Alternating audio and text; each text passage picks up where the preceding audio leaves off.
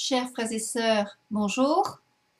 Aujourd'hui, je souhaite vous parler un petit peu du danger de l'ouverture des chakras. Pourquoi? Eh bien, parce qu'il y a quelques années, j'ai connu ces techniques-là. Alors, tout simplement, j'appartenais à un centre spirit à Marseille, l'Union spiritualiste phocéenne.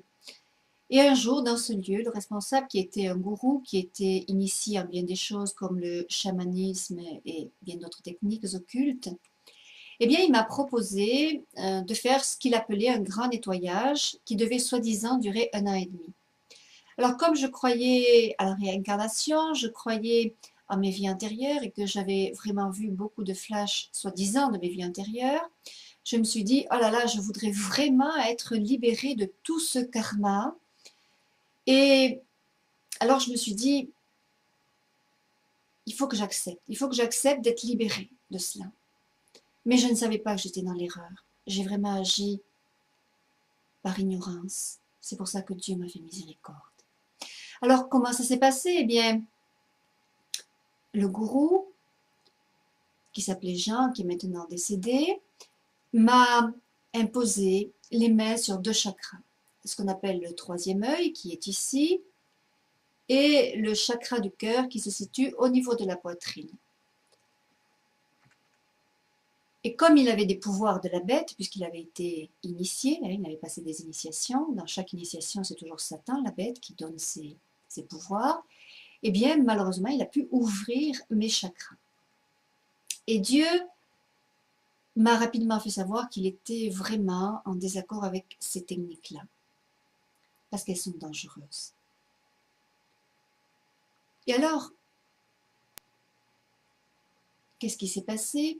Eh bien, rapidement, après l'ouverture donc des centres énergétiques, 1 semaine après, je me rends dans le centre spirit auquel on se réunissait tous les mercredis soirs autour d'une table pour invoquer les esprits. Moi, je ne savais pas que c'était diabolique, mais à l'époque, comme je vous ai dit, j'agissais vraiment par ignorance. Et alors, la Kundalini, chez moi, s'est réveillée. Et alors, quand elle s'est réveillée, j'ai failli vraiment mourir à cause de cela. Et d'ailleurs, j'ai dû recevoir 5 sacrements pour les malades en quelque temps, et plus tard, j'en ai reçu encore 5 autres. C'est grâce à l'Église catholique de Rome que j'ai pu vraiment m'en sortir, et aussi, je peux dire que je me suis consacrée au cœur immaculé de Marie, et c'est ça qui m'a sauvée. Je me suis consacrée sur les conseils du Père Joseph-Marie Verlaine. Alors, qu'est-ce que c'est cette énergie qui est appelée Kundalini? Eh bien, elle part du premier chakra, elle traverse les principaux centres énergétiques de tout l'être. En fait, il y en a 7. Les chakras sont des centres d'énergie qui sont répartis le long de la colonne vertébrale et qui sont des centres de perception et de captation de l'énergie cosmique que nous captons vraiment par le chakra qui est situé à la base de la colonne vertébrale, qui nous met en contact avec la Terre et avec cette énergie qui s'appelle la Kundalini. Cette énergie, chers frères et sœurs, elle doit monter normalement le long de la colonne vertébrale, appelée la Sushumna, et de chaque côté de ce canal central qui est la Sushumna, eh bien, vous avez 2 canaux qui s'appellent Ida et Pingala, qui se croisent précisément en 7 points et qui correspondent aux 7 chakras principaux. En fait, il y a environ 120 chakras.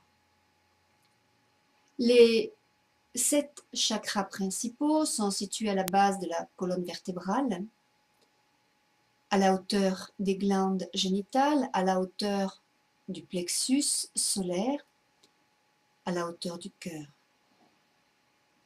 au niveau de la thyroïde, puis entre les 2 yeux, comme je vous ai dit, le troisième œil, celui qui a été ouvert chez moi, et le dernier au-dessus de la tête. Alors, qu'est-ce qui se passe? Eh bien, le corps va prendre des positions de torsion de la colonne vertébrale. Et vous voyez, chacune des positions joue sur un ou plusieurs des chakras afin d'essayer de les ouvrir. Et si vraiment on les combine avec des exercices de respiration, comme dans le yoga par exemple, ou dans des techniques qui sont utilisées dans l'ésotérisme ou l'occultisme, Eh bien, vous voyez, les deux ensemble devant débloquer cette énergie. Et le but, c'est d'abord d'ouvrir les chakras l'un après l'autre pour arriver à faire rejoindre la Kundalini jusqu'au sommet de la tête. Et vous voyez, lorsque la Kundalini vient ouvrir le dernier chakra, eh bien, soi-disant, se vit l'expérience dite spirituelle, une sorte d'illumination de conscience, un peu ce qu'on appelle le samadhi. Alors, comme je vous disais tout à l'heure, je me suis consacrée au cœur immaculé de Marie sur le conseil du Père Joseph-Marie Verlinde, chez qui à l'époque j'avais passé un mois dans sa communauté, pas loin de Lyon. Et après m'être consacrée au cœur immaculé de Marie, après avoir pris tous les sacrements de l'Église catholique, notamment la confession, le sacrement de malade, comme je vous ai dit, l'Eucharistie qui m'a beaucoup aidée après être bien confessée, eh bien, j'ai retrouvé beaucoup de paix. Et alors, le problème, c'est que quand les chakras sont ouverts, les démons peuvent y déposer malheureusement n'importe quelle énergie. Et ça, le gourou nous l'a dit, mais un peu trop tard. Et qu'est-ce qui se passe avec cette énergie? Vous pouvez être vraiment vampirisé de l'intérieur et perdre complètement votre personnalité. Puisque bien sûr, on commence à prendre, quand c'est ouvert, la personnalité des mauvais esprits.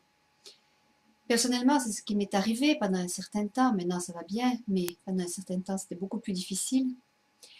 Et je peux vraiment vous certifier, pour l'avoir vécu moi-même, qu'il n'y a vraiment que Dieu pour guérir, pour soulager et pour délivrer. Alors si un jour vous avez fait ouvrir vos chakras, bien sûr, gardez la confiance en Dieu qui peut tout. Ce qu'il faut faire, je le disais, c'est se consacrer au cœur immaculé de Marie, se confesser, demander pardon à Dieu d'avoir touché à ces techniques qui ne viennent pas de lui, et puis, si nécessaire, recevoir le sacrement pour les malades. Jésus, bien sûr, vous fera baigner dans son précieux sang pour vous délivrer, pour vous purifier, comme il l'a fait pour moi. Loué soit Jésus. Amen. Et si vous êtes intéressé, vous pouvez me retrouver sur mon site http://fabienne.guerrero.free.fr. À bientôt.